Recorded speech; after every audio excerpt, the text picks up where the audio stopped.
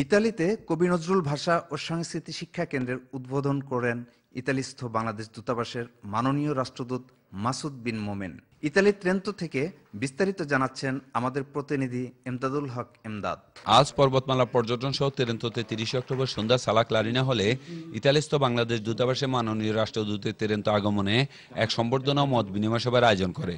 ছোট বন্ধু জ্যানিয়া রোজেন প্রধান ও বিশেষ অতিথিকে ফুল দিয়ে বরণ করে।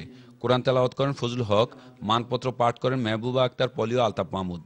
বাংলাদেশ সমিতির সভাপতি আবুল খায়ের আহমেদ মিন্টুর সভাপতিত্বে সমিতির সহসভাপতি শফিউল আজম ও সোহেল আহমদের উপস্থাপনায় প্রধান অতিথি ছিলেন মাননীয় রাষ্ট্রদূত মাসুদ বিন মোমেন, বিশেষ অতিথি মাসিক স্বদেশ বিদেশ পত্রিকার প্রতিষ্ঠাতা ও সম্পাদক ইকবাল হোসেন।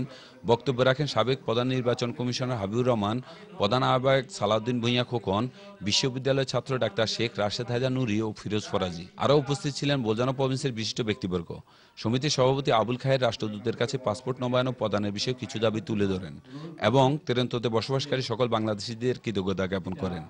রাষ্ট্রদূত মাসুদ বিন মোমেন বাংলাদেশ সমিতি সকল বাংলাদেশী ও তেরেন্তো বিশ্ববিদ্যালয়ের উচ্চশিক্ষারত ছাত্রছাত্রীদের সমন্বয়ে নতুন প্রজন্মকে বাংলা ভাষা, সংস্কৃতি ও ধর্মীয় শিক্ষাদানের লক্ষ্যে স্থাপিত কবি নজরুল ভাষা ও সাংস্কৃতিক শিক্ষা কেন্দ্রের উদ্বোধন করেন। আমরা বাংলা শিক্ষা বা আমাদের যে সংস্কৃতি আছে, আমাদের যে কৃষ্টি আছে, সেগুলো যদি তাদেরকে অল্প অল্প আমাদের ইতিহাস, আমাদের গৌরবজনক মুক্তিযুদ্ধের ইতিহাস মর্যাদা পেতে পারে সেরকম সংস্কৃতি, এটা আপনারা ইতালিয়ানদের মাঝে যদি তুলে ধরতে পারেন, আমি মনে করি যে আমাদের জন্য একটি প্রাপ্তি হবে। সবার শেষে আরো বলা হয়, তেরেন্তোতে একটি বড় মেলা হতে যাচ্ছে। এতে যদি বাংলাদেশি ব্যবসায়ীরা অংশগ্রহণ করে তাহলে বাংলাদেশিদের সম্মান আরো এক ধাপ এগিয়ে যাবে। মেহবুবা আক্তার পলিও, আলতাফ মাহমুদের পরিচালনায় সঙ্গীত পরিবেশন করেন বিশ্ববিদ্যালয়ের ছাত্রছাত্রী ও নতুন প্রজন্মের ছেলেমেয়েরা।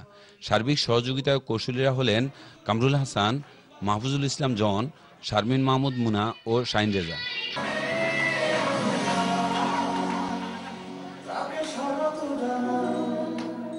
ইতালি তেরেন্তো থেকে এমদাদুল হক এমদাদ, চ্যানেল আই।